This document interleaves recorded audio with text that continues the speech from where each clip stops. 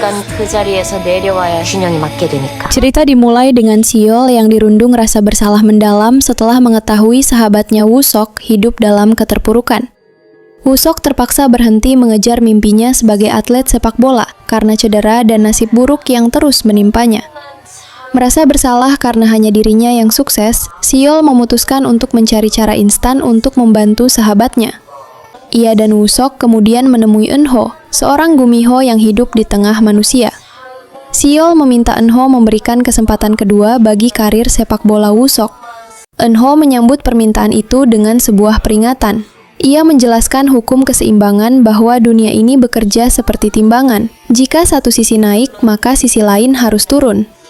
Eun-ho juga menjelaskan peraturannya yang menghindari kebaikan kecil dan menjauhi kejahatan besar untuk menjaga keseimbangan.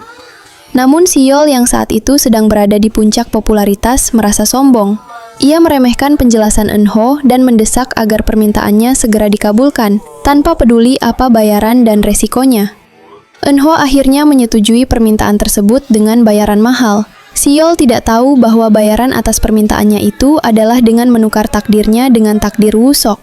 Dan setelah itu, tiba-tiba Seol terbangun di sebuah lingkungan yang sama sekali tidak ia kenali. Saat ia mencoba pergi ke tempat latihan timnya, kenyataan pahit menghantamnya, karena tidak ada satupun orang yang mengenalinya. Nama Seol sebagai pemain sepak bola kelas dunia telah hilang dari catatan sejarah dan ingatan publik. Sebaliknya, Woo-sok kini menjadi sosok yang dipuja-puji. Semua prestasi, kontrak iklan, dan kekayaan yang sebelumnya milik Seol kini berpindah tangan ke Woo-sok. Woo-sok menjalani hidup barunya dengan menikmati sorotan kamera dan kemewahan. Seol yang frustasi mencoba meyakinkan pelatih dan rekan timnya, namun ia justru dianggap sebagai orang asing yang mengalami gangguan jiwa. Karena terus memaksa masuk ke fasilitas atlet dan dianggap membuat keonaran, Seol akhirnya ditangkap dan dijebloskan ke penjara. Di dalam sel, Eun-ho kembali muncul di hadapan Seol. Dengan nada tenang, Eun-ho menjelaskan bahwa inilah harga yang harus dibayar. Agar Woo-sok bisa menjadi bintang besar, harus ada seseorang yang berada di posisi paling bawah untuk menjaga keseimbangan energi. Seol sangat marah dan merasa dipermainkan. Namun di saat yang sama, ia menyadari bahwa Eun-ho adalah satu-satunya sosok yang bisa mengembalikan keadaannya.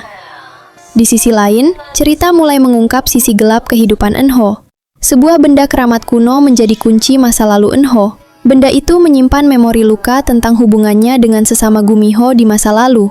Pada adegan akhir memperlihatkan ancaman baru yang perlahan muncul dari balik jeruji besi. Lee Yoon, seorang tahanan yang menyimpan dendam pribadi terhadap Eun-ho yang telah mengungkap kejahatannya, tiba-tiba didatangi oleh seorang pria misterius. Pria tersebut memperkenalkan diri sebagai pemburu rubah. Pria itu menawarkan kerjasama untuk memburu rubah setelah Liu bebas dari penjara. Lee Yoon yang haus akan pembalasan dendam menyetujui tawaran tersebut.